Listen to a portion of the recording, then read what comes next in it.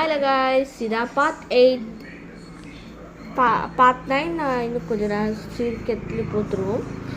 இந்த வாட்டி நிறையா இன்ஃபர்மேஷன்ஸ் இருக்குது. ஆனால் பார்ட் 10 வந்து ட்ராவலிங் 3 minutes தான் இருக்கும். ஆமாம், ட்ராவலிங் இது.